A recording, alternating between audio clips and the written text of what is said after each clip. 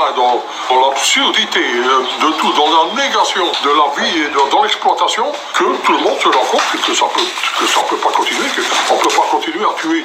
Je veux dire, tuer les gens, tuer la nature, tuer les oiseaux, tuer tout, enfin avoir aucun respect pour rien du tout.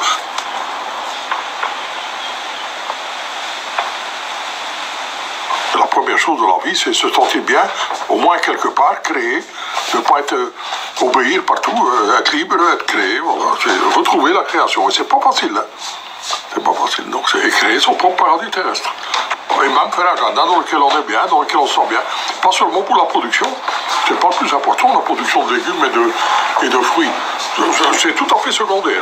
On dit que 90% des maladies, c'est dû au cerveau, absence de stress ou stress. Et bien donc, quand on est bien, on élimine déjà 90%. C'est déjà extraordinaire. Hein. Il ne reste plus que 10% pour les médecins. Et c'est ta nourriture et ta façon de vivre qui sont les médicaments. Le jardin a une surface de 1800 mètres carrés où il y a 1500 arbres fruitiers et arbustes fruitiers également, et aussi 4000 espèces de légumes différents, et puis aussi des plantes sauvages comestibles.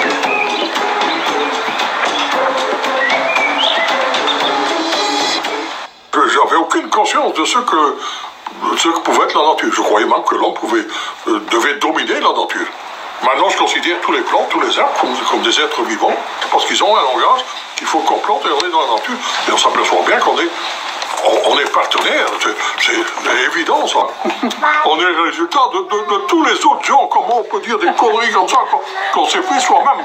Mais c'est, hein, on a déjà, on sort du ventre de la mer, on sait rien faire pendant adolescent et tout, avant 20 ans, 25 ans qu'on devient un peu, hein, qu'on commence avec son propre cerveau, hein.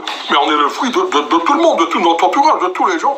Et dire qu'on s'est fait soi-même, c'est une connerie qui dépasse tout. Et pourtant, notre système est basé là-dessus. Des self-made, des gens qui croient qu'ils se sont faits tout seuls, qu'ils ne doivent rien à personne, qu'ils se sont faits tout seuls.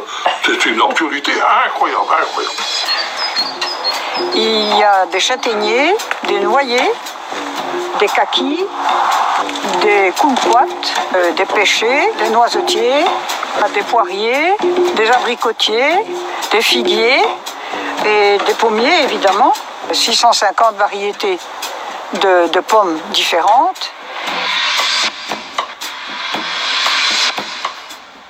La base de la permaculture, c'est le partage. Donc c'est partage avec les gens, partage avec la nature, partage avec les vers de terre, partage avec les oiseaux, mais aussi partage avec les gens. Le fait qu'on produit beaucoup, ça élimine des tas de problèmes. Pourquoi lutter contre les oiseaux? Pourquoi lutter contre les insectes? Pourquoi lutter? Il y en a pour tout le monde. Donc ce problème diminue. Il y en a tellement que ça deviendrait du vice de tuer quelque chose pour le plaisir. Mettez des cerisiers. Ah, et les gens disent, oh, ben non, mais pas de cerisier. Si je mets un cerisier, les oiseaux vont venir bouffer tout. Ben, oui, mettez un deuxième alors, là, il y en aura un pour les oiseaux et un pour vous. Hein. On a le poireau, on a le céleri persil, du chou frisé, le galinsoga, le masseron potager, un pissenlit géant qui s'appelle aussi la laitue du père plumier, la clétonne de Sibérie, un peu de fenouil, de la bête à carde jaune, et puis là, les grandes feuilles de consoude.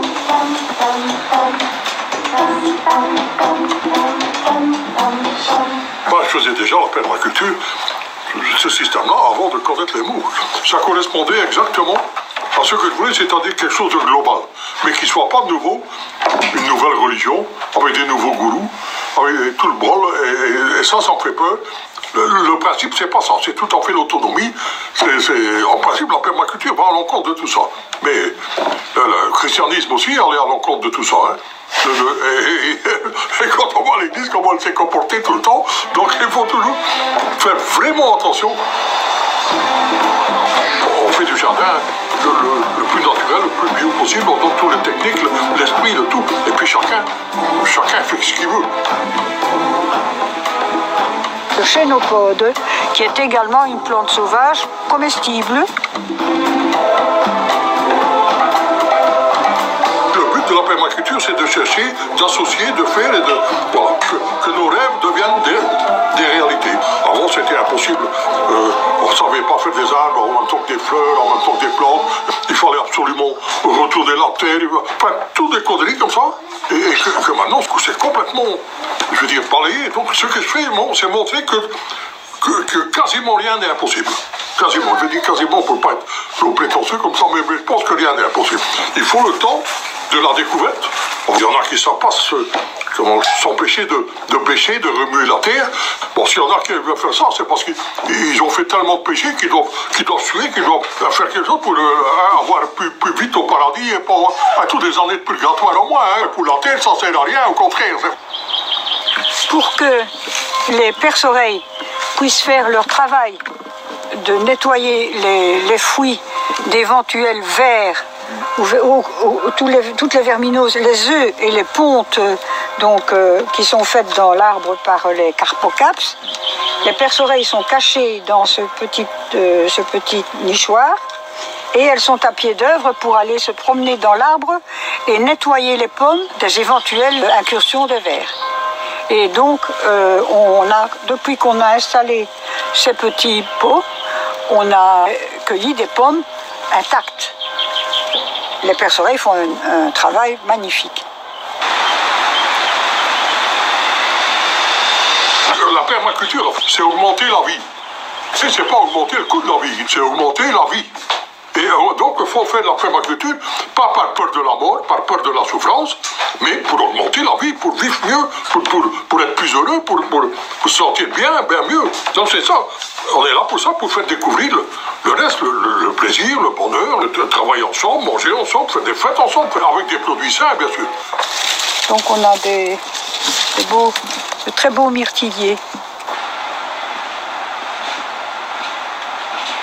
Ce qui apparaît comme un mal, oui. Par exemple, les orties. Les orties, ça pique. À première vue, pour tout le monde, les orties, c'est une mauvaise herbe, c'est la reine des mauvaises herbes. Quand on réfléchit bien, maintenant, c'est la reine des bonnes herbes. C'est la reine des bonnes herbes. C'est un légume formidable qui dépasse en protéines, en vitamines et tout ça, tout ce que les légumes, même les fruits, ils ont. C'est quelque chose de formidable. La permaculture, il ne faut pas s'arrêter à un truc. Il faut toujours voir à quoi sert une chose. Donc, on a découvert l'ortie, tout à coup, un légume formidable. Oui, mais en plus d'être un légume, c'est un engrais formidable. En plus d'être un engrais formidable, c'est un anti-champignon formidable. En plus de ça, il attire tous les papillons. C'est pour 90% des papillons, s'il n'y avait pas les orties, ils seraient plus se reproduire. Les limaces. S'il n'y avait pas les limaces, il y a beaucoup d'animaux qui ne nourriraient pas. Les grenouilles, les crapauds, les oiseaux. En plus, comme c'est une nourriture protéinée, très riche, au lieu de les zigouiller, au lieu de les tuer, il faut essayer de les capturer. Donc, trouver les systèmes pour les capturer vivants et puis les donner à manger aux poules, aux canards, aux oies. Donc, on a là. Donc, c'est transformer un mal. Quelque chose qui apparaît comme un mal en quelque chose de positif. Tout à coup, ça devient une nourriture extraordinaire pour les animaux. Si on n'a pas de poules, si on n'a pas de canards, si on n'a pas de oies, on les tue et ça devient de l'engrais.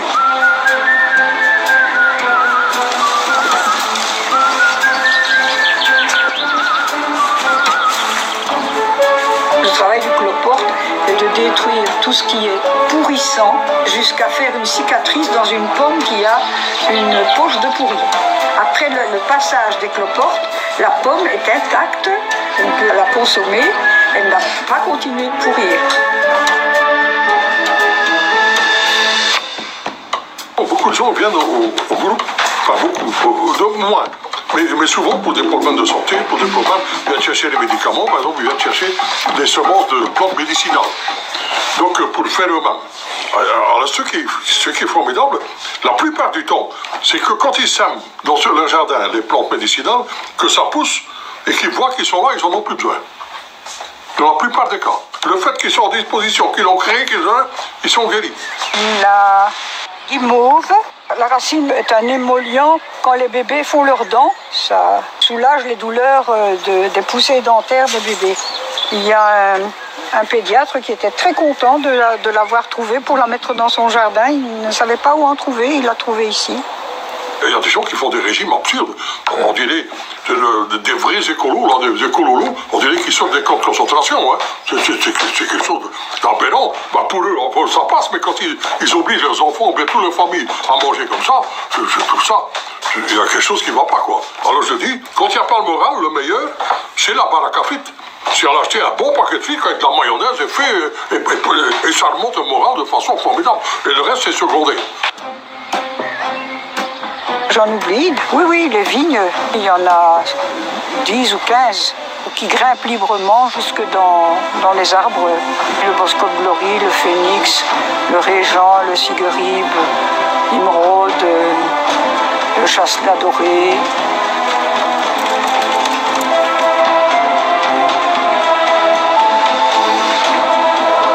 Donc je préfère manger de la merde ensemble que de bio tout seul. Ah ouais, ça c'est ma philosophie profonde. Ne jamais se couper des relations des gens. C'est d'abord les gens qui comptent. Et les gens tels qu'ils sont, pas tels qu'on les voudrait, tels qu'ils sont. Et le meilleur moment du jardinage, le meilleur moment de la permaculture, c'est quand quelqu'un écrit break. Ou break, on laisse tomber les outils, on se réunit autour de la table, il y a quelqu'un qui a ramené à boire, quelqu'un qui a ramené des tartes, quelqu'un qui a ramené des gâteaux. Sitôt qu'on est avec les autres et qu'on travaille ensemble et qu'on discute, on apprend des tas de choses, il y a des tas de choses qu'on ne sait pas et qu'on apprend sans arrêt. Donc je n'ai pas encore appris totalement le langage des vers de terre et des arbres. Et donc je suis content là-bas de me trouver avec mes camarades et boire un coup et parler philosophie. Et ça me remet à ma place. Ce sont des choux de Chine, des feuillages qui sont extrêmement fins et qui en fait durent tout l'hiver. Ici, ce que vous faites, c'est illégal. Non. Non, non. On n'est pas producteur et on n'est pas commerçant. Donc c'est un groupement d'achat. Donc on achète tous les semences. Mais en dehors de ça, on préconise aux gens.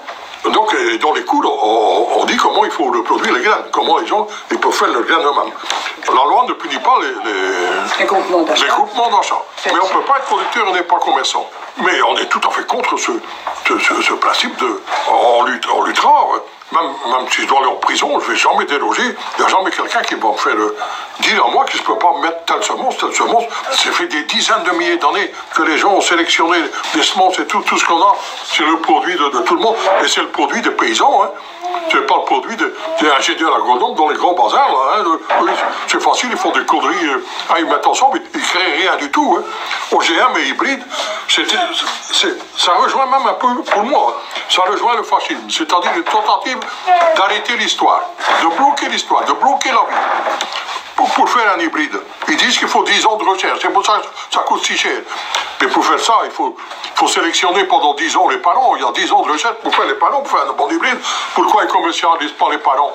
Hein? Parce que personne ne se reproduit, c'est un secret, et puis et voilà, donc c'est un truc purement commercial et il faut ça comme si c'était un avantage, comme si c'était une progression. C'est pas une progression, encore une fois, c'est un arrêt de la vie, essayer d'arrêter la vie, de faire les mêmes choses, les mêmes bazars.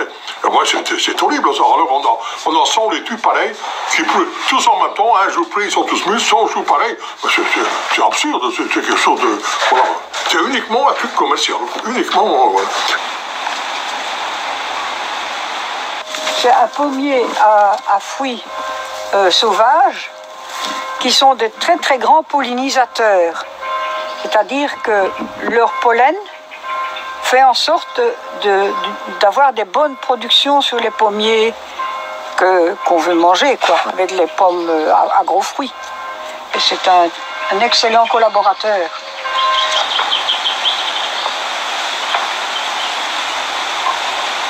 Depuis qu'on fait ça, rechercher tous les graines partout, anciennes dans tous les pays du monde, il est très très rare qu'un hybride est supérieur aux variétés traditionnelles.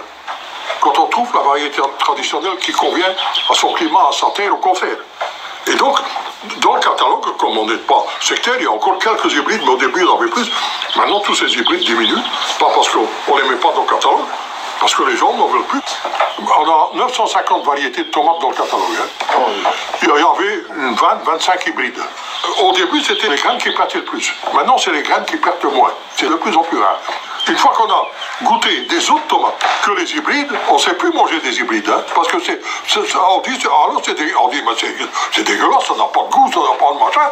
Et il y a tellement des centaines et des centaines de goûts différents dans les tomates. C'est tellement bon que jamais plus les gens vont revenir à des hybrides. Et donc, voilà, on a essayé de contrôler les gens avec des conneries comme ça. Mais on commence à en sortir. Je vois ici le nombre de gens qui viennent et tout ça. On commence à en sortir. Ouais. On se trouve dans un monde qu'on peut améliorer et je crois que la contribution de chacun de tous les gens est importante et que si on peut faire avancer la formation, la réflexion, la connaissance du monde dans lequel on est, on peut aussi permettre aux gens d'avoir une influence sur le monde dans lequel ils vivent.